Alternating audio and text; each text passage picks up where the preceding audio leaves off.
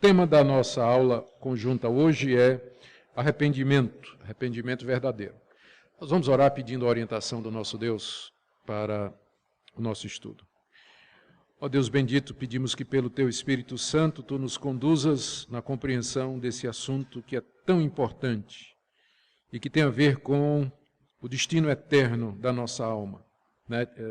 na glória ou no sofrimento eterno.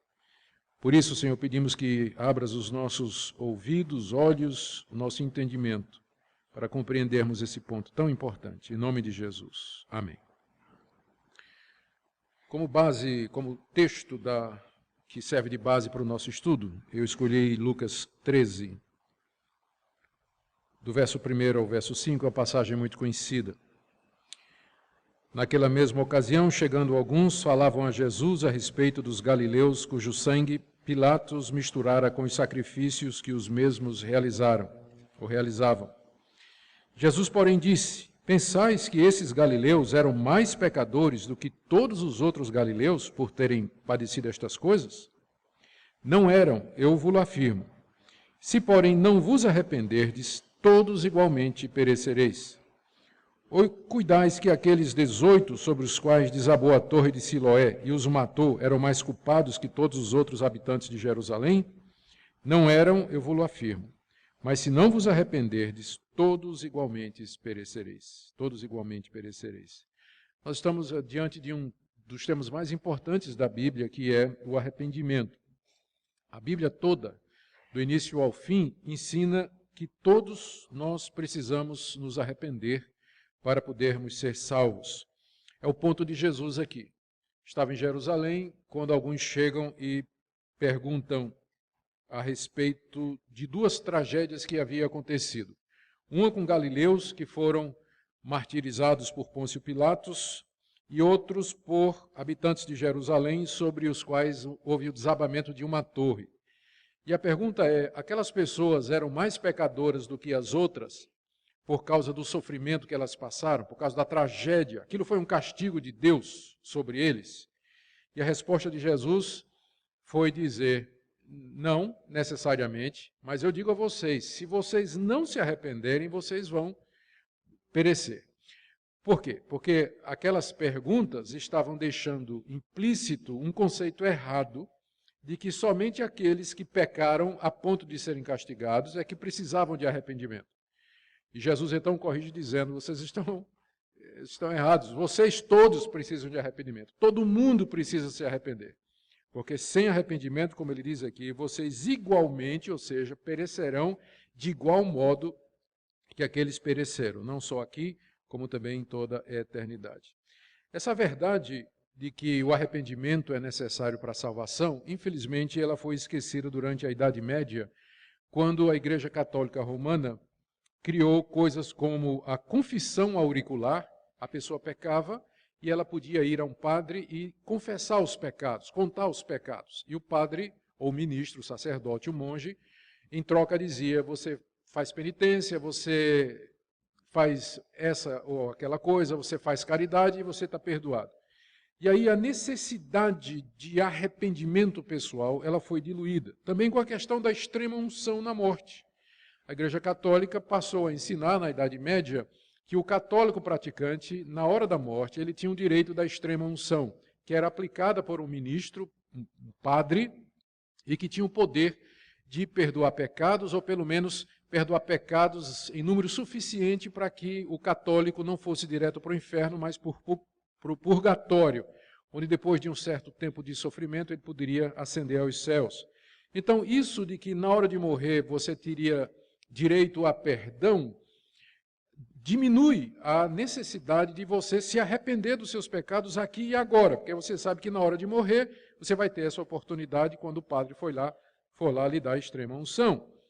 Também a Igreja Católica passou a vender o perdão, as famosas indulgências, particularmente na época, no século XVI, quando o Papa estava querendo construir a Catedral de São Pedro, e ele precisava de dinheiro.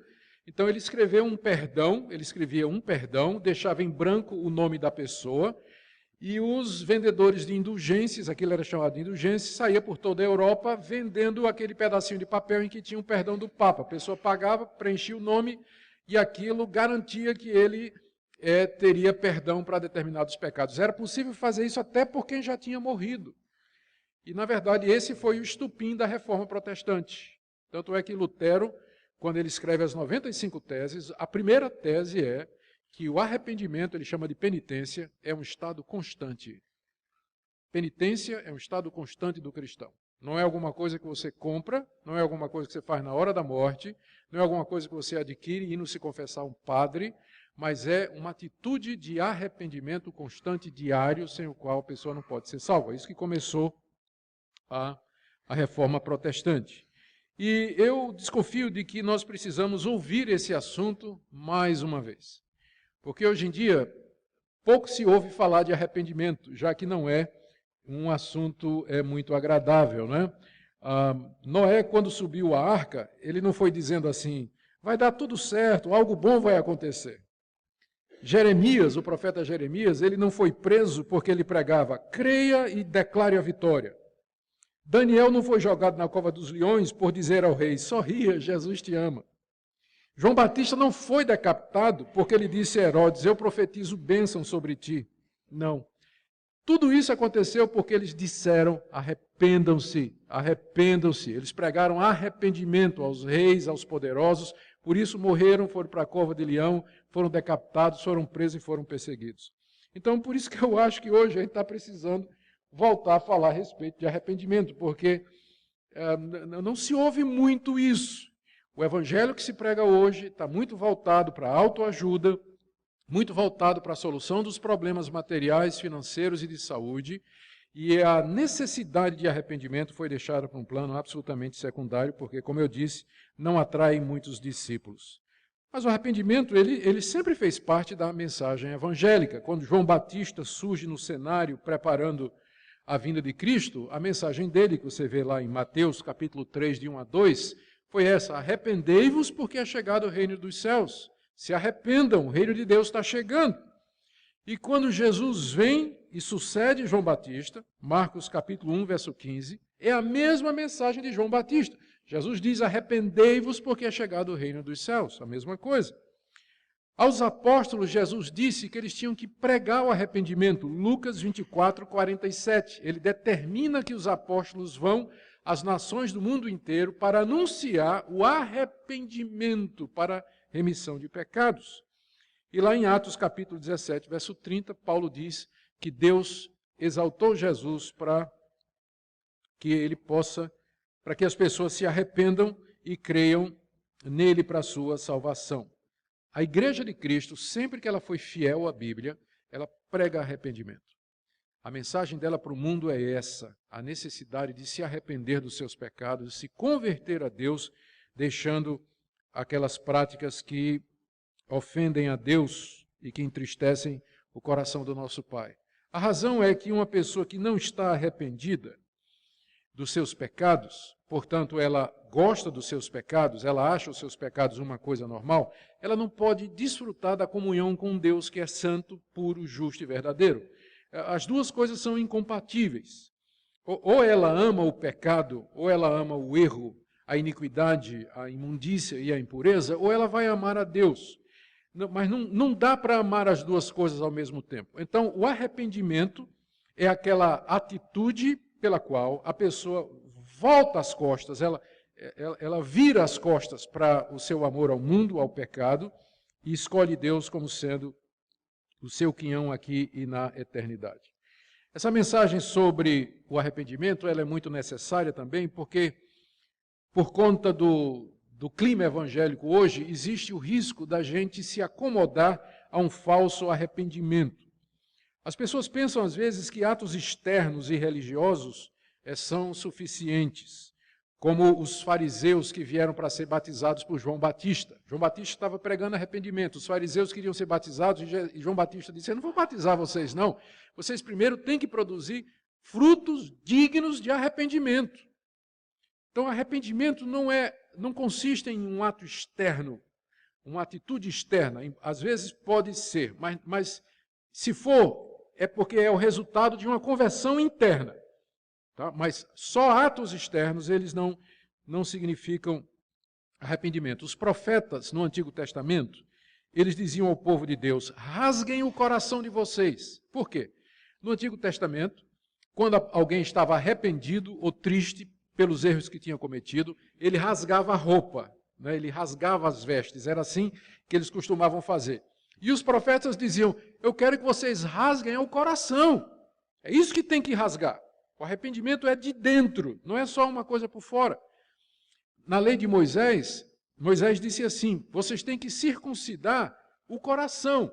O israelita podia pensar que a circuncisão, que é a remoção do prepúcio, a carne do membro masculino, que aquilo era sinal de que ele estava no povo de Deus. Mas Moisés disse, isso é o símbolo da circuncisão do coração. Vocês têm que remover o pecado do coração. É isso que a circuncisão simboliza. Circuncidar o coração, rasgar o coração, não apenas sentir remorsos, sentimentos vagos de culpa, uma tristeza assim. Muitas pessoas nas igrejas nunca demonstraram real arrependimento. E eu acho que uma das razões é a maneira como a gente convida as pessoas a se tornarem cristãos. Aceite Jesus, dê uma chance a Jesus. Né? Jesus está aqui chorando, esperando por você. A pessoa diz, vou fazer um favor a Jesus. Aí vai lá na frente, tudo bem, eu aceito. Não tem arrependimento, não tem remorso, devíamos dizer o contrário. É dizer, olha, se arrependa dos seus pecados, pode ser que Deus lhe aceite, pode ser que Deus lhe dê uma oportunidade. Quem sabe ainda tem tempo para você, busque ao Senhor enquanto você pode achar. Aí a pessoa vem, né, temendo e tremendo. Em vez de estar vindo fazer um favor a Jesus, para aceitar o bichinho que está lá sozinho, ninguém quer ele, então eu vou aceitar Jesus. Você não está fazendo favor nenhum a Jesus. Ninguém está fazendo favor nenhum a Jesus, mas a culpa às vezes é da igreja, porque ela faz esse tipo de apelo. Quando ela convida as pessoas a ouvir o evangelho e se converter, não traz a questão do arrependimento. Você tem que se arrepender. Resultado é que muita gente entra na igreja e não se arrependeu dos seus pecados. Tem muita gente não arrependida, portanto não convertida, que é membro de igreja hoje em dia. Tem muita gente assim. Muita gente assim. Então, o que a gente tem, o que a Bíblia nos ensina e o que nós devemos fazer é buscar um estado, viver um estado de verdadeiro arrependimento como a Bíblia requer. Isso envolve algumas atitudes e eu quero mencionar algumas delas aqui. Primeiro, nós temos que mudar de pensamento com relação ao pecado. É esse o sentido das palavras que são usadas na Bíblia para arrependimento. Tem várias, a principal é o verbo metanoel, que significa uma mudança de mente, uma mudança de entendimento. Antes você achava que você estava bem, que o pecado era uma coisa normal, que você não era tão ruim assim, que Deus não ia punir você e que você não estava num estado de perigo diante de Deus por causa dos seus pecados. O arrependimento é quando você muda de mente, você muda de compreensão, você percebe que o que você está fazendo de fato é uma afronta a Deus, que esse Deus é um Deus santo, zeloso e justo e que Ele é poderoso para fazer você ficar infeliz e sofrer eternidade afora. E por isso, porque você entendeu isso, agora você tem a disposição de mudar as suas atitudes. Mas primeiro tem que haver uma compreensão. Uma pessoa que é convencida contra a sua vontade ainda tem a mesma opinião anterior. Mas tem que começar aqui, o arrependimento começa aqui, quando você entende que você é um pecador, que o que você está fazendo ofende a Deus, que Deus é poderoso para castigar você, para fazê-lo infeliz a eternidade afora, e que se Ele fizer isso, Ele está sendo justo, não há injustiça nele, que você merece esse tipo de coisa. Então o arrependimento começa com essa, é o que a gente chama de convicção de pecado. Você está convicto de que você é um pecador. Você está convicto de que você merece o castigo de Deus. Você está convencido de que Deus é justo se Ele castigar você. Então, essa é uma atitude que caracteriza a pessoa que está realmente arrependida. A segunda coisa, primeiro, a mudança de mente, ela é seguida por uma tristeza profunda pelo pecado cometido. é seguida por uma tristeza pelo pecado cometido. Nós deveríamos sentir mais tristeza pelos nossos pecados, mas a gente vê pouca gente chorando hoje por causa dos seus pecados. A gente vê gente chorando por causa de perda pessoal, dos problemas pessoais, de aflições presentes, frustrações na vida, desentendimentos, receios, mas tristeza pelo pecado. A pessoa tem tristeza verdadeira, genuína daquilo que ela fez. Isso nem sempre nós encontramos, é uma pena, porque nós deveríamos sentir isso. Como Davi expressa no Salmo 51, quem já leu o Salmo 51, ali você tem, talvez a melhor coisa é ler, né? Você vê ali realmente o arrependimento verdadeiro expresso nas palavras do nosso irmão Davi, depois dele ter adulterado. Ele diz: Senhor, compadece-te de mim, segundo a tua benignidade. Verso 2, lava-me completamente da minha iniquidade, purifica-me do meu pecado. Verso 3, eu conheço as minhas transgressões e o meu pecado está sempre diante de mim. Pequei contra ti somente, fiz o que é mal diante dos teus olhos. Verso 5, nasci na iniquidade, em pecado me concebeu minha mãe. Está vendo como Davi se aborrece, ele está com nojo dele. Não é? O que eu fiz? E ele percebe toda a iniquidade do seu coração, toda a grandeza do seu pecado. Ele percebe que ele pecou contra Deus. Verso 7, purifica-me, ficarei limpo, lava-me. Verso 8, me faz ouvir júbilo e alegria, porque ele estava sentindo tristeza. Verso 9, esconde o teu rosto dos meus pecados. Verso 10, cria em mim um coração puro, renova dentro em mim um espírito inabalável. Verso 11, não me expulses da tua presença, não retires o teu Espírito Santo, falamos sobre isso no sermão, me restitui a alegria da tua salvação. Está vendo? Aqui está uma pessoa verdadeiramente arrependida. Ela perdeu, inclusive, não é que ela perdeu a salvação, ela perdeu a alegria da salvação. Ela se sente excluída da presença de Deus, ela sente profunda tristeza, se sente imunda, está pedindo Deus me lave. Sabe o que é isso? Você está sujo, né? Você, de repente, você comeu feijoada demais e foi apanhado de surpresa, não deu tempo de chegar no banheiro, né? Você está imundo, né? Você está imundo. O que é que você quer fazer? Você quer tomar um banho rápido, quer se lavar rápido. É isso que Davi está sentindo aqui. Deus, eu não aguento. É assim que eu estou me sentindo, melequento aqui, podre, me lava.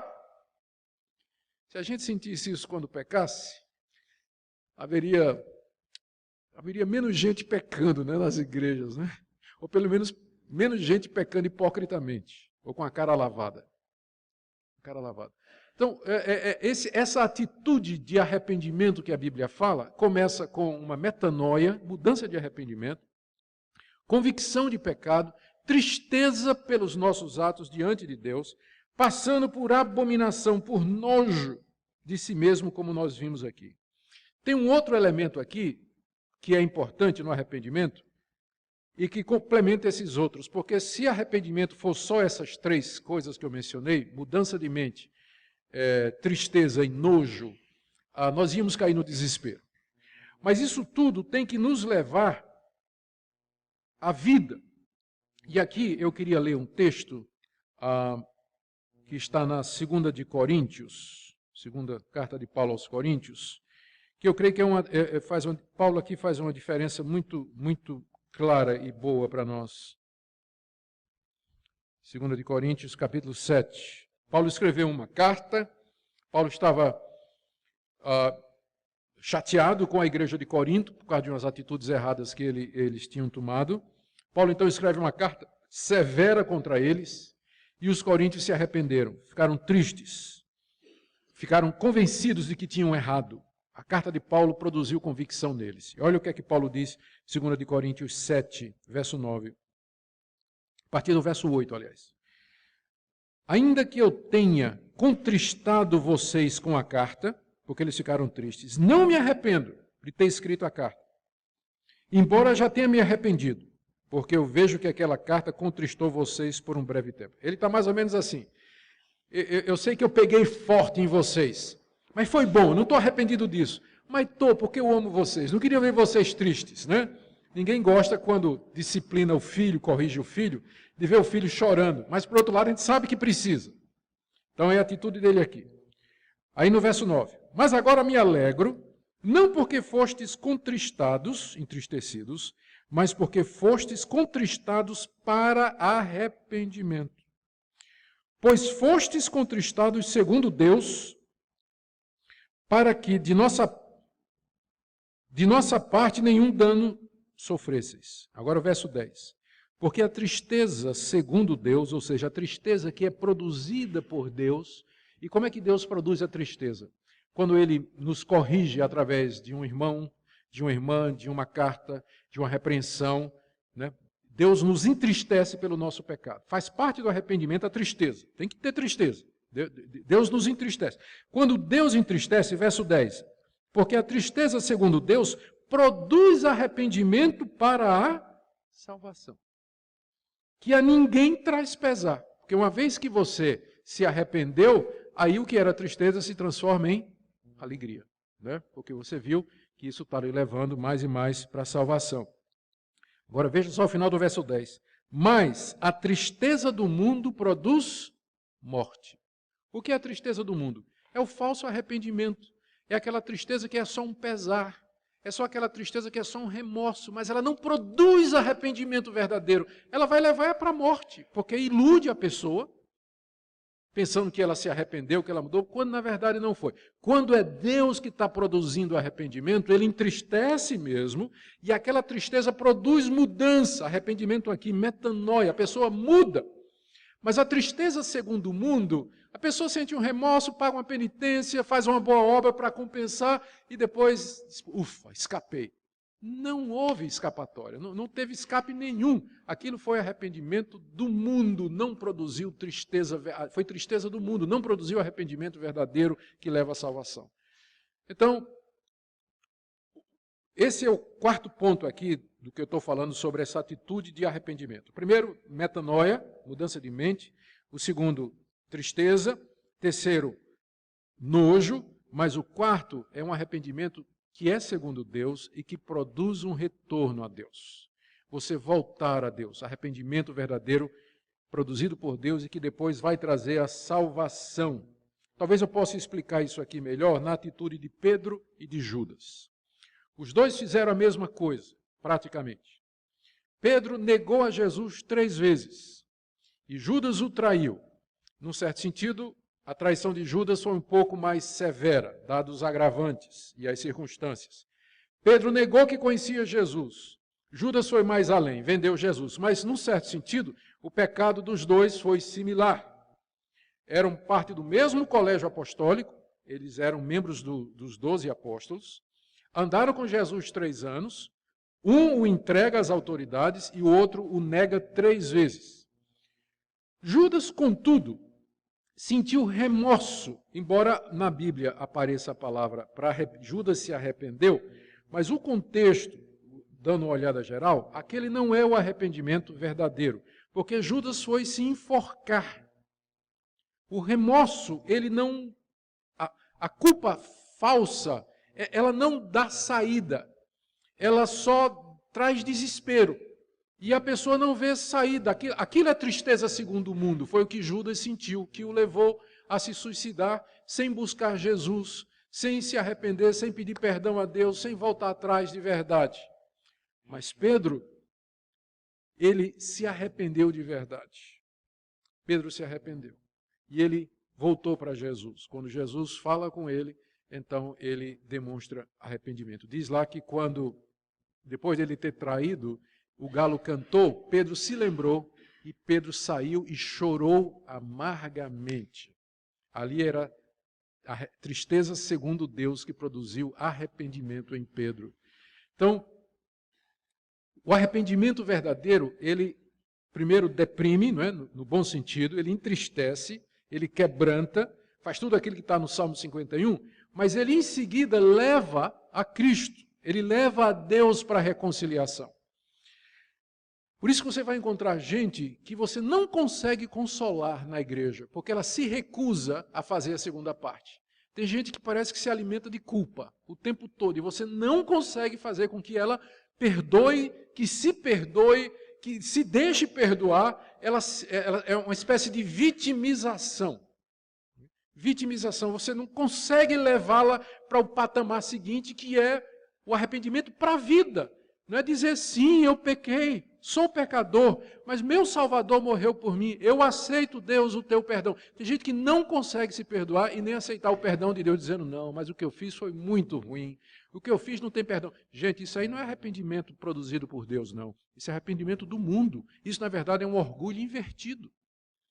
Porque para você aceitar o perdão de Deus, você tem que se humilhar mesmo. Você tem que se colocar no pó e na cinza e reconhecer que você não merece nada e que só Deus pode perdoar você. O arrependimento verdadeiro, ele leva a pessoa de volta para Deus. Ele não deixa a pessoa lá se remoendo, se vitimizando, se deprimindo, pensando em suicídio e coisa nenhuma. Mas o arrependimento que Deus produz, ele traz de fato vida. Então, é essa atitude que a Escritura nos diz. A quarta coisa, eu estou definindo aqui essa atitude de arrependimento que a Bíblia requer de nós. Falei da metanoia, mudança de mente, falei da tristeza, do nojo, do pecado e da necessidade de retornar para Deus. E aqui, a disposição, quarto lugar, a disposição para você se emendar e corrigir. Esse é a consagração do arrependimento. Isso é a diplomação, vamos dizer, é o ato final, quando existe uma disposição pronta para emendar-se e corrigir. Isso, deixa eu ilustrar a diferença entre remorso e arrependimento verdadeiro. Você sai para almoçar com um amigo e, de repente, conversa vai, conversa vem, você derrama o suco de açaí que ele pediu, sem querer, em cima dele e no paletó dele. Né? Suco de açaí. E ele está indo para o trabalho. Então, o cara que tem remorso, rapaz, desculpa, aí foi sem querer, não tem problema nenhum.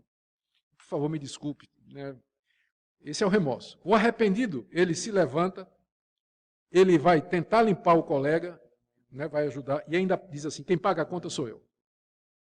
Então, esse está arrependido mesmo, né? Porque ele vai até o fim. Né? Na hora que mexeu com o bolso, é sinal de arrependimento. Diz, eu pago a conta, pode deixar que eu pague a conta. Então, ele está arrependido mesmo. O outro não vai tomar providência nenhuma, vai dizer, olha, desculpa, tal, foi sem querer, tal, mas problema dele, problema do amigo, o amigo que se vire.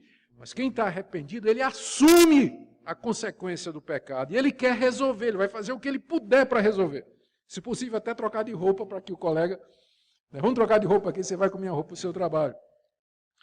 Então, essa é a última coisa que a penúltima coisa que eu... Não é a última mesmo, sobre o que é esse arrependimento verdadeiro. Ele sempre vai produzir uma disposição para você emendar-se, corrigir e reparar o mal que você fez. Isso pode envolver confissão de pecado, restituição. Lembra de Zaqueu? Zaqueu, de fato, estava arrependido, porque quando ele recebeu Jesus em casa, ele se levantou a uma certa altura e disse, Senhor, se eu roubei alguém, devolvo, e dos meus bens eu dou uma parte aos pobres. Então, como eu disse, quando o arrependimento chega no bolso, que é o órgão mais sensível do corpo humano, então, sinal de que a pessoa já se converteu mesmo. Não é? O arrependimento é verdadeiro, quando a pessoa está disposta a perder, gastar, investir, pagar, restituir. Eu me lembro, antes de me converter, eu tive uma vida muito devassa, muito ruim. Cheguei, inclusive, a fazer assalto à mão armada, né? Eu digo isso abertamente que já faz 30 anos, então já prescreveu. Não adianta você me denunciar, já faz 30 anos. Mas fui bandido. E eu me lembro de, entre as muitas coisas que eu fiz, eu costumava ir para um bar, não é? Costumava ir para um bar lá, tomar cerveja. Era um drive-in. Você chega com o carro e o garçom serve você no carro. Isso tinha em Recife na época, não sei nem se tem hoje. E aí eu me lembro que eu costumava chegar lá, o garçom servia, tal, eu pedia alguma coisa, o garçom saía para buscar e eu ia embora com o carro, né? Não pagava. E tinha um garçom que eu fiz isso várias vezes com ele, né? Aí depois da minha conversão eu voltei lá. João, você se lembra de mim? Claro que eu me lembro de você. Eu disse, João, quanto é que eu te devo de tudo aquilo? Está aqui.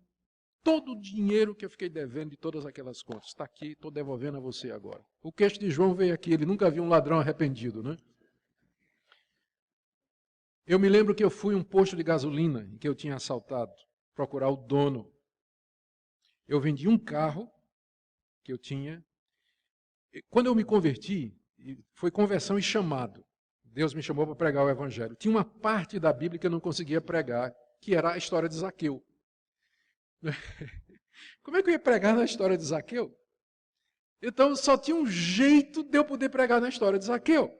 Eu fui lá no seu Luiz, o dono do posto, disse: seu Luiz, quem assaltou seu posto aqui fui eu. Eu vendi um carro, tá aqui. Naquela época eu tinha, lembra da inflação? Então, né? Eu tive que vender um carro e eu fui disposto, inclusive, a ser preso, porque foi um ano depois. Meu pai era advogado, já faleceu. Ele disse: olha, ele pode denunciar você e você vai ser preso. Eu disse: eu não faço questão, mas eu tenho que tirar isso da minha consciência. E eu tive lá no seu Luiz, dei a ele uma Bíblia e devolvi o dinheiro. Seu Luiz ficou feliz da vida porque recebeu o dinheiro de volta com juros, ainda ganhou uma Bíblia e disse: vai embora, meu filho, Deus abençoe você. Não me denunciou. E já imagina qual foi o sermão que eu preguei no domingo seguinte, não é? Preguei sobre Zaqueu. O arrependimento verdadeiro, ele produz essa disposição de você assumir as consequências e resolver o que você fez errado, ainda que isso lhe custe. Então, esse é o arrependimento verdadeiro. Quando você encontra uma pessoa que diz: eu estou arrependida, mas ela não está disposta a pagar o preço do arrependimento, aquele arrependimento não é verdadeiro. Lembro de uma história também, eu ainda era pastor moço, jovem, começando meu ministério, quando eu e mais 3 colegas descobrimos um caso de adultério cometido por um pastor já mais idoso e que tinha uma influência muito grande. E aí nós fomos conversar com aquele pastor, não contamos a ninguém, fomos primeiro conversar com ele, como está lá em Mateus 18, que diz que a gente tem que tratar primeiro com a pessoa. E ele chorou muito, estava muito arrependido, disse que realmente tinha feito aquilo, confessou. E nós dissemos então: e agora o que é que o senhor pretende dizer? Porque a moça com quem você fez isso, ela já começou a espalhar, e já várias pessoas na igreja estão sabendo disso, e a coisa vai se tornar pública. O que é que o senhor pretende fazer? Nós sugerimos que o senhor se ausente do ministério, o senhor se imponha uma disciplina, o senhor se ausente do ministério um tempo, para que não continue mais a ministrar, pelo menos durante um tempo, até que o presbitério resolva e tudo. Ah, não posso fazer isso.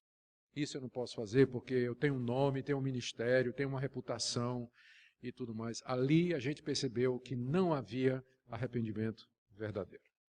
Não tinha arrependimento verdadeiro. Porque quando ele existe, a pessoa vai fazer tudo o que tiver ao alcance dela para resolver a situação. Caminhando já aqui para o final, eu quero falar sobre a questão das motivações. Esse é outro caso aqui importante. Quando a gente fala de arrependimento, a gente tem que lembrar que o arrependimento tem que vir pelo motivo certo. Tem motivos errados pelos quais as pessoas se arrependem. Tipo assim: eu estou sofrendo e quero parar de sofrer, por isso eu vou me arrepender. Vou pedir perdão para me aliviar. Ou então eu fui apanhado. Me lembro de um caso também, quando pastoreava no Nordeste, de uma senhora que veio dizer para mim: pastor, meu marido está me traindo. Queria que o senhor falasse com eles. Minha irmã, isso é uma acusação séria. A senhora tem prova? Não, não tenho prova não, mas é coisa de mulher. É intuição. Eu sei que ele está me traindo. Mas eu não posso fazer isso só na base da intuição feminina, né? Isso não vai valer. Fale com meu marido. Tá bom. Convidei o cidadão e ele veio ao meu escritório e disse: pastor, isso é conversa da minha mulher. Minha mulher sempre foi ciumenta, olha, desde o tempo que a gente namorava lá na igreja, ela ficava com ciúme das outras meninas, não podia me ver conversando com uma garota que ela vinha com ciúme. Ela foi ciumenta a vida toda, ela fica vendo coisas, não tem, eu amo minha mulher, pastor. Sou fiel a ela. Tá bom. Aí disse para a senhora: olha, seu marido esteve aqui comigo, eu sou treinado em detectar mentira, né, porque isso é uma coisa que o pastor aprende, tem um curso secreto que a gente faz no seminário, né, para detectar o cara que está mentindo. Ele passou no detector de mentira. Não demorou muito, ela voltou com o celular dele. Achei, pastor, está aqui. Dá uma olhada aqui nas mensagens. Aqui. E, de fato, no celular estava a troca de mensagens do marido com a fulana. Aí eu chamei o cidadão. Sua mulher está insistindo que você está traindo. Pastor, que nada. Eu amo minha mulher, sou fiel à minha mulher. Se isso aqui. Ah, pastor. É verdade, eu estou tão arrependido, pastor. Pergunta é, se ele não tivesse sido apanhado, ele teria se arrependido? Tem gente que se arrepende porque foi apanhado. Se arrepende porque foi apanhado. Então, o arrependimento verdadeiro não deveria vir porque você foi apanhado. Embora é melhor que venha assim do que não venha nunca. Como Davi, que adulterou com Batseba, estava com a consciência endurecida, o profeta Natan chega, coloca o dedo no nariz dele e diz, tu és o homem. E ele se arrepende ali. Mas o bom é que a gente se arrependa pelo motivo certo. Qual é o motivo certo? Ofendi a Deus, ofendi meu próximo, entristeci o Espírito Santo. Cristo já morreu por mim, já derramou seu sangue precioso pelos meus pecados, e eu estou aqui ofendendo a Deus, sendo hipócrita. Eu não posso mais continuar a minha vida desse jeito. Essa é a motivação correta. Senão você vai ser como Faraó, está escrito lá no livro de Êxodo, que diz que a Faraó se arrependeu. Primeiro, Faraó não deixava o povo ir. Aí Deus mandava praga. Aí diz lá, Faraó se arrependeu. Chamou Moisés e disse, pode ir embora. Quando Moisés ia saindo, Faraó se arrependeu do arrependimento e diz, não sai ninguém. Aí praga de novo. Aí Faraó chama Moisés, vai embora. Moisés está indo embora, Faraó se arrepende e diz, volta. Entende esse tipo de arrependimento? Que na verdade não é arrependimento verdadeiro. Aquele de Faraó não foi arrependimento verdadeiro. Diz lá o texto que ele se arrependeu várias vezes de ter deixado o povo embora. A última vez ele mandou o exército atrás, quando o povo saiu, né? Foi o último arrependimento dele. Então tem gente que é assim. Se arrepende porque está vendo que a situação vai ficar ruim, está vendo que há um risco dele perder sua situação. Então o coração humano ele é tão enganoso que é possível alguém se arrepender pelo motivo errado. Mas o arrependimento verdadeiro, ele vai produzir tristeza, convicção, mudança de mente, vai produzir disposição para se emendar, não importa qual seja o preço que você vai ter que pagar por isso.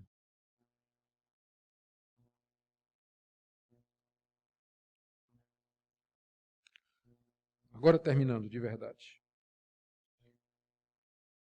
Nós tem alguns erros que tem alguns perigos que nós temos que evitar com relação à experiência do arrependimento. Primeiro, não confunda arrependimento com sentimento. Não confunda. Eu me lembro uma vez que eu fiquei com muita raiva de um outro pastor. Eu era moço, pastor moço. Não quer dizer que depois de velho eu não fico. Eu continuo ficando com raiva de alguém. Mas eu me lembro bem dessa experiência. Um pastor que eu era novinho no ministério, ele me ofendeu publicamente numa reunião lá. E eu estava com raiva dele, muita raiva dele. E eu me lembro exatamente o momento. Eu estava na minha motinha, tinha uma Hondinha 125, estava indo de casa para o seminário da aula, e a minha cabeça estava a 1000 por hora, eu sentindo que aquela minha ação, aquele meu sentimento de ódio contra aquele pastor não era de Deus, mas eu não estava sentindo a menor vontade de me arrepender. Não estava. Você sabe como é isso, né? E é ruim quando chega alguém e estraga, né? Aquele gostinho de você ficar com raiva, né? E Deus estava querendo estragar aquele meu prazer secreto de justiça ofendida. Não é isso que acontece? Às vezes a pessoa ofende a gente, você se sente ofendido, né? E você se sente no direito de ficar com raiva. E quando chega alguém e faz você perdoar a pessoa, ela estragou, né? Aquele gostinho que você estava sentindo de ficar com raiva. Então eu estava pilotando a moto, indo, e Deus na minha cabeça, até que eu entendi, eu tinha que me arrepender. E eu disse, Deus, eu perdoo esse pastor agora. Não estou sentindo a menor tristeza, não estou sentindo nada agora. Mas eu sei que eu tenho que fazer isso. Então eu quero perdoá-lo agora. Eu estou arrependido dessa raiva que eu estou sentindo e eu quero dizer que eu o perdoo agora.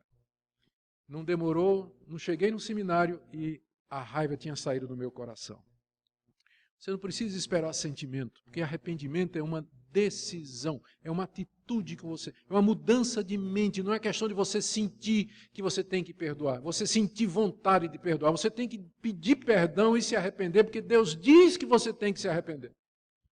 E nem sempre a gente tem vontade de fazer o que Deus diz. A gente sabe que está ali e sabe que tem que fazer. Então não fique esperando sentir vontade de se arrepender. Se arrependa. É uma atitude que você toma. É uma decisão que você toma.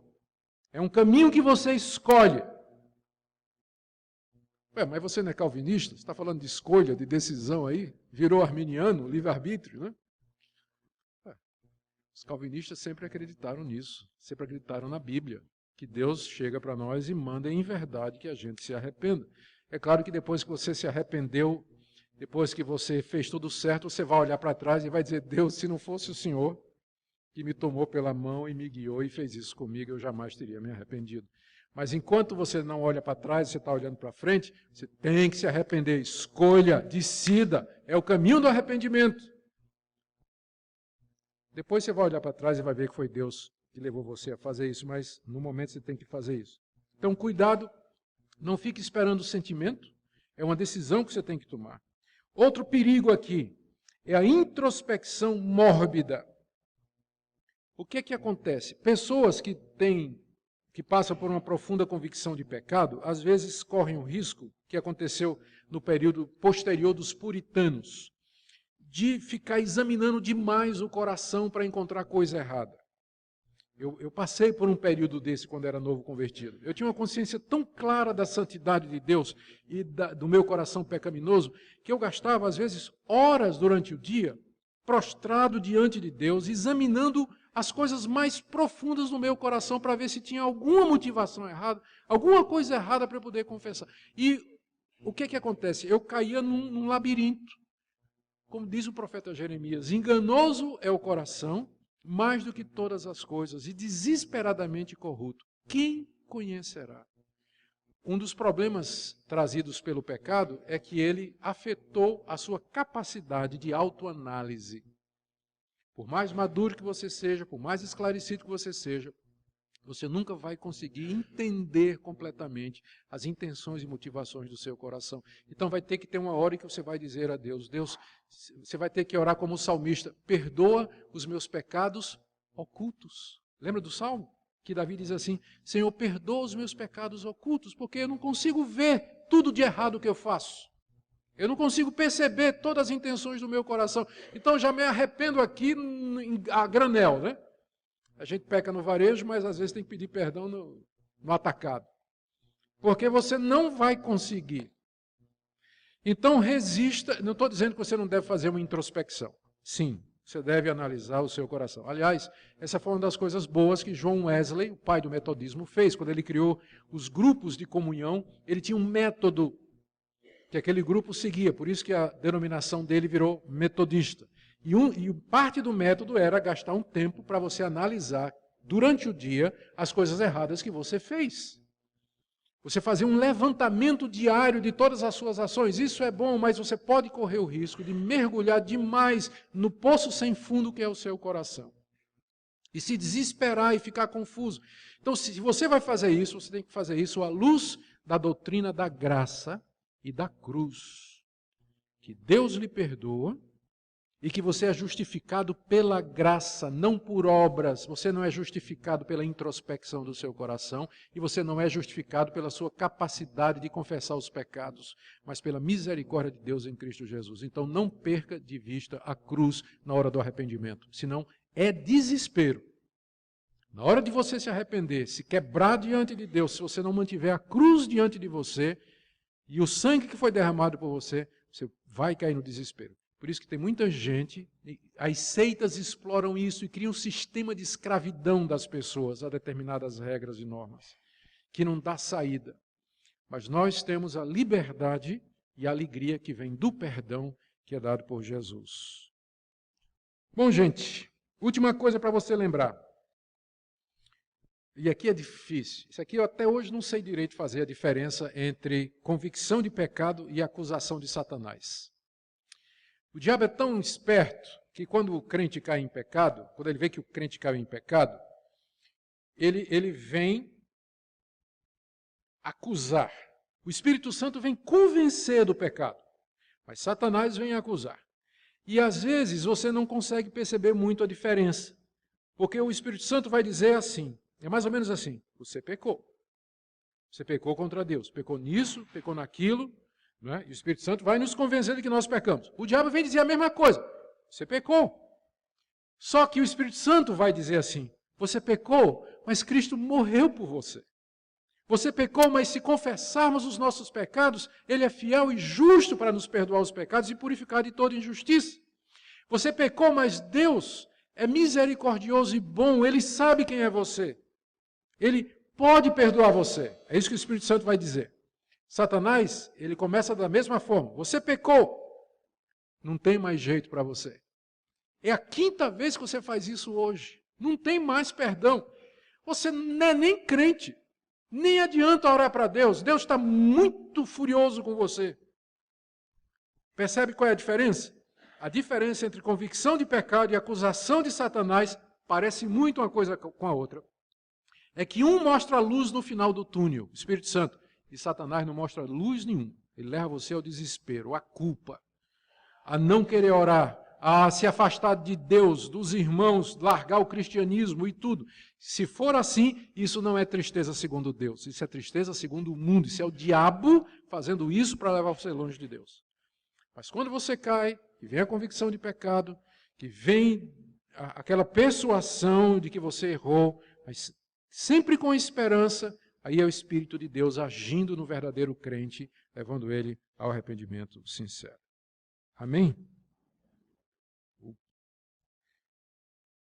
Que Deus nos dê sua graça, meus irmãos, para vivermos constantemente em arrependimento. Só lembrando que essa foi a primeira das 95 teses. A gente sempre fala da reforma, né? Somos reformados. Você sabe qual foi a primeira das 95 teses que Lutero pregou lá no castelo de Wittenberg? A primeira foi essa, sobre a natureza da penitência. O que é a verdadeira penitência? O que é o arrependimento? E ele começou dizendo que é um estado em que nós vivemos o tempo todo. A gente tem que viver em estado de arrependimento, para que no momento em que a gente pecar, a gente já está pronto para dizer, sim, Deus, de fato eu pequei. Que o Senhor me perdoe, estou disposto a assumir as consequências. Amém? Que Deus ajude cada um de vocês a examinar suas próprias vidas e ver se há verdadeiro arrependimento. Porque, como eu disse, tem muita gente iludida nas igrejas. O sinal de que você é convertido é o arrependimento. É arrependimento mesmo, arrependimento das obras mortas e a fé no Cristo Salvador. Amém? Perguntas? Reverendo Augusto, a pergunta que eu tenho a fazer é a seguinte. Uma pessoa comete um pecado, vamos escolher o pecado do adultério, né? Uhum. E ele vem cometendo aquilo regularmente, depois ele vira crente, toma conhecimento que ele está incorrendo num pecado grave, pelas palavras de Jesus, inclusive. Então ele não adultera mais. Aí um dia surge uma oportunidade. Talvez até a pessoa que ele queria há muito tempo veio, estava se oferecendo para ele de uma maneira, e ele vê aquela oportunidade e pum! Ele acaba caindo em pecado outra vez. Ou seja, ele já era um pecador arrependido. Sabendo que aquilo era pecado, ele ficou arrependido. Aí a segunda vez que ele cometeu, ele já sabia que aquilo era pecado. Como é que fica a situação de salvação dessa pessoa? Essa é uma pergunta muito interessante, porque, embora você tenha usado um pecado assim, que se destaca mais dos outros, não é? Que é a questão do adultério, fica assim, mas pessoas fazem a mesma coisa com coisa menor. Por exemplo, perder a paciência e ser grosso e insultar. Por exemplo, o marido que faz isso com a esposa.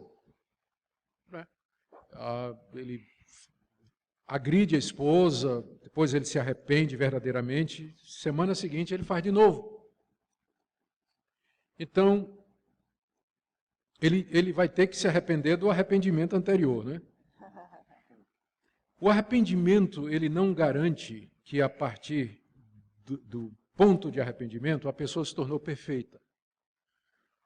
Porque pecadores arrependidos ainda pecarão. Por isso que Lutero disse que o arrependimento é um estado constante. Porque nós vamos continuar pecando, mesmo arrependidos que estejamos. Então, o arrependimento ainda não é a glorificação. A glorificação é quando nossos corpos serão transformados na vinda de Cristo, ou ressuscitados se estivermos mortos, e nós teremos o mesmo corpo e a mesma natureza de Cristo, ou seja, a natureza incorruptível e não pecaminosa. E só então nós não vamos precisar mais de arrependimento, porque não haverá mais pecado. Mas enquanto nós estivermos aqui, o pecado continua sendo, infelizmente, uma possibilidade na vida do crente, mesmo aquele que está arrependido. Ele devia ter vergonha na cara, pensando no seu caso, devia questionar o arrependimento verdadeiro dele, se foi arrependimento, e deveria procurar ajuda a respeito desse tipo de questão, da mesma forma que o marido que fica agredindo a esposa. Não é? Ele tem que procurar ajuda. Se ele se arrepende, eu creio que ele pode se arrepender de verdade, mas ainda assim ele pode cair outra vez. O pecado entrou de maneira tão profunda em nossa vida que o arrependimento ele tem que ser seguido de ajuda e de todo um trabalho de recuperação para que nós não venhamos a cair outra vez. Isso pode acontecer com um crente verdadeiro. Ele não tem isso de perder a salvação. Um crente que é salvo de verdade, um crente verdadeiro está salvo, infelizmente ele pode cair, se arrepender, depois ele vai cair de novo no mesmo pecado. Pode acontecer sim, infelizmente. Tá bom? Alguém tinha levantado a mão aqui, por favor. Bom dia, eu tenho uma pergunta para fazer. Quando uma pessoa de verdade é salva em Jesus, comete um pecado, vamos supor que esse pecado é grave, apesar que não tem esse negócio de pecadinho e pecadão. A pessoa não se arrepende, porém ela sabe no seu coração que isso foi errado. Ela tem que orar para Deus, pedir, para, sei lá, baixar o Espírito Santo e acusar a pessoa para aí sim ela se arrepender e pedir perdão para Deus? Aham. Olha, se a pessoa é crente, boa, mais uma vez, uma pergunta boa. Se a pessoa é crente de verdade, pode acontecer que ela, quando ela peca, infelizmente pode acontecer que ela passa um período com o coração endurecido. Eu estou pensando no caso de Davi. Davi adulterou com Batseba, que era a mulher do general Urias. A mulher engravidou, então já vai aí 1 mês e meio, 2, né? Talvez antes. Ele mandou chamar o general da batalha para dormir em casa, o general estava fora. Para aí todo mundo pensar que o menino ia ser filho dele, né? Ele vem, não fica com a mulher, volta para o campo de batalha, então já bota mais 1 mês aí. Davi então manda matá-lo. E algum tempo depois vem o profeta Natã. Então, entre o adultério e o profeta Natã chegar, falar e Davi se arrepender, deve ter transcorrido aí uns 6 meses, no mínimo. Alguns acham que até 1 ano. Durante esse ano, Davi não pediu perdão a Deus. Ele estava com o coração endurecido. Eu não sei o quanto ele estava sofrendo, mas finalmente ele se arrependeu. Então, eu tiro dessa história a seguinte conclusão. O certo é que o cristão, o crente, na hora que ele peca, ele tem consciência do pecado, como eu acho que Davi teve. Mas Davi deve ter racionalizado. Bom, eu sou rei de Israel, eu posso ter a mulher que quiser. Foi Deus que me botou aqui como rei e me deu o reino todo. Eu posso ter a mulher que quiser. Então ele pode ter achado desculpa na cabeça dele. 1 ano depois, Deus chega e detona e destrói todas as desculpas de Davi, e Davi tem uma metanoia, uma mudança de mente. Ele agora vê o pecado dele e ele se arrepende de verdade. Então pode acontecer que o arrependimento não venha logo em seguida ao pecado, mas se a pessoa é crente, virá. Virá sim. Tem que vir. Senão, porque isso faz parte da santificação que o Espírito Santo produz em nós. Tá bom? Boa pergunta. Pastor, o ensino do arrependimento ele tem ficado cada vez mais importante hoje, até porque, além da teologia da prosperidade, como o senhor citou, que acaba diminuindo a importância disso, tem ganhado muita relevância, principalmente entre os jovens universitários, mas isso vale para a igreja toda, uma determinada teologia que dá muito mais valor para aspectos sociais e para o cristianismo social do que para o cristianismo redentor. Um dos expoentes dessa teologia fez uma pregação que até o reverendo Leandro compartilhou no Facebook, e que ele fala que ele interpreta o versículo que Jesus tirou o pecado do mundo, literalmente, e que os crentes não devem ser chamados a chamar os outros ao arrependimento. Não precisa do arrependimento, porque Cristo tirou o pecado do mundo, e numa tacada só ele coloca Herodes, Judas e Hitler lá na mesa dos céus e falam que eles estão todos perdoados, porque não precisa de arrependimento. Então, eu acho que fica de alerta para a igreja, sobretudo para os jovens, porque a relevância disso, e eles têm crescido muito, essa teologia tem crescido muito. Então, eu acho que quando você tira o aspecto redentor da palavra e coloca um aspecto mais social, acho que a gente pode cair nesses erros, e isso tem crescido bastante. Então, comentário só. O problema desse tipo de interpretação, pegar, por exemplo, a passagem lá no Evangelho de João, quando João disse, referindo a Jesus, eis o Cordeiro de Deus que tira o pecado do mundo, o erro é você tomar essa frase e isolá-la das demais frases e do ensinamento geral do Novo Testamento, que diz que Deus tira o pecado do mundo mediante o arrependimento e a conversão a Jesus Cristo. Né? Deus não tira o pecado do mundo sem que os pecadores se arrependam e se convertam a Ele mediante a fé em Jesus. Então, é um erro bobo até de exegese, né? Pegar aquela passagem, eis o Cordeiro de Deus que tira o pecado do mundo, para dizer que não tem mais pecado no mundo. Mas como assim? Lê o resto. O Evangelho de João o tempo todo, Jesus está dizendo, se você não crê em mim, você vai para o inferno. Se você não crê que eu sou, você já está perdido. Então, há um arrependimento. João 3,16, que vem logo em seguida. Deus amou o mundo de tal maneira que deu seu Filho unigênito para que todo o que nele crê não pereça, mas tenha vida eterna. Então, o pecado do mundo é tirado mediante o arrependimento e a crença das pessoas em Jesus Cristo. Senão, não tem pecado tirado. Quem não se arrepende e crê, vai morrer com seus pecados e vai pagá-los na eternidade afora no inferno. Infelizmente. Seria. Isso, exatamente. Bem-aventuranças é isso aí. Quando Jesus diz bem-aventurados os humildes de espírito, o sentido ali é os quebrantados, os arrependidos, os que são humildes o suficiente para ver que são pecadores e precisam do perdão de Deus. Há uma sequência. E é bom que seja a primeira, né? Exatamente. E começa com o arrependimento, depois vem as outras bem-aventuranças. Bem posto, muito bom. Eu acho assim que precisa haver uma diferenciação de culpa e de arrependimento. Se a pessoa adulterou, como o senhor falou, e se sente arrependida e erra novamente, ela não se sentiu arrependida, ela se sentiu culpada. Porque a pessoa que realmente se arrepende, ela não vai voltar a praticar as mesmas coisas que ela praticava, justamente porque aquilo vai interiorizar nela uma tristeza tão grande que ela provavelmente não vai querer incorrer no mesmo erro. Vai haver uma mudança de vida, de entendimento, que ela realmente vai se arrepender e não vai mais praticar aquilo, vai se converter. Então, eu acredito que se fala se a pessoa comete sempre o mesmo erro e se arrepende, não é arrependimento, é culpa. Eu queria que fosse tão simples assim.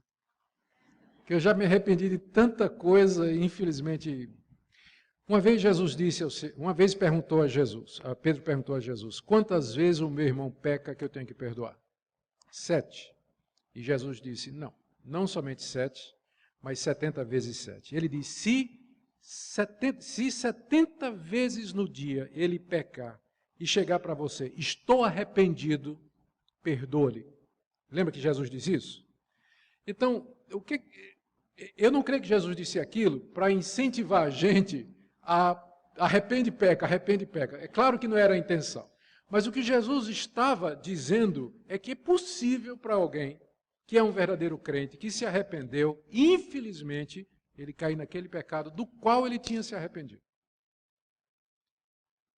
Infelizmente, é essa a realidade que você encontra. Tá? Eu gostaria que o arrependimento verdadeiro, ele produzisse uma cura completa daquele pecado, mas não produz sempre. Se qualquer um de nós aqui der uma olhada na vida e fizer um levantamento da vida, vai ver que você já se arrependeu de verdade de alguma coisa que você voltou a cometer depois, e nem por isso Deus lhe abandonou. Então isso não é para a gente minimizar o efeito do pecado e a gravidade do pecado e a necessidade do verdadeiro arrependimento. Porque tem isso que você falou, tem remorso e culpa que não leva a nada. Certo? Mas pessoas que de verdade se arrependem, infelizmente, você vai ter que perdoá-las 70 vezes 7. Infelizmente.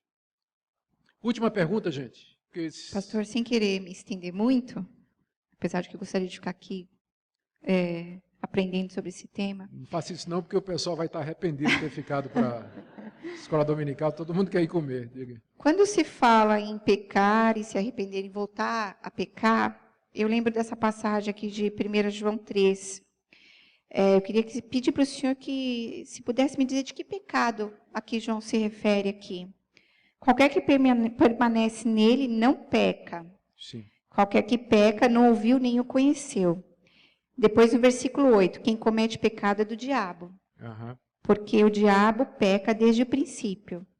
No 9, qualquer que é nascido de Deus não comete pecado, porque a sua semente permanece nele e não pode pecar, porque é nascido de Deus.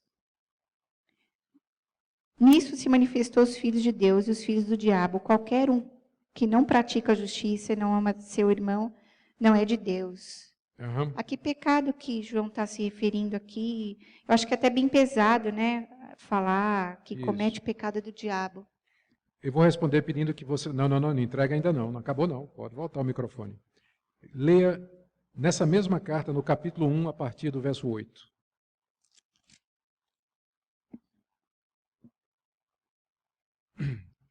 Se dissermos que não temos pecado, enganamo-nos a nós mesmos e não a verdade em nós.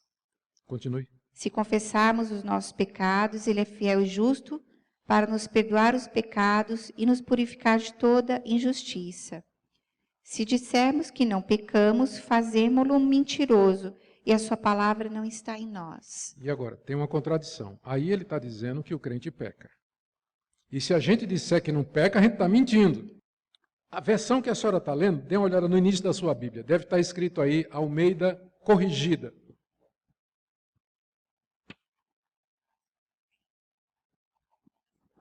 Está faltando a parte, rasgou, né? Para não... A versão que a senhora está lendo é Almeida Corrigida, tá? Que, se não me engano, a última atualização dela foi em 65. A Sociedade Bíblica do Brasil, a partir da Almeida Corrigida, vem publicando a Almeida Atualizada. E quem tiver aí vai ler que está dizendo que não vive pecando. Sim, já li nessa versão também. Não vive pecando, Isso. que é a melhor tradução. Tá? Então, essa é a melhor tradução. O que João está dizendo é que quem é de Deus não vive na prática do pecado. Quem é do diabo vive na prática do pecado, mas quem é de Deus não vive. E não vive mesmo. O pecado tem que ser um acidente. Não pode ser uma coisa que caracterize a vida do cristão. Mas é um acidente que acontece, no qual ele tem que se arrepender. Nas poucas vezes que acontecer, a gente espera que seja poucas, ele tem que se arrepender, mas vai haver. Então, a segunda explicação é que é um problema de tradução. Tá? Por isso que a NVI, todas as versões mais modernas, elas já colocam o verbo que dá a ideia de uma prática, alguma coisa que é feito constantemente. Eu prefiro essa interpretação, embora a primeira, ela também resolve o problema. Tá bom? Obrigada, pastor. Gente, eu sei que tem outras perguntas. Muito obrigado, espero que não tenham se arrependido de ter ficado até mais tarde. Deus abençoe vocês, bom domingo, até a noite.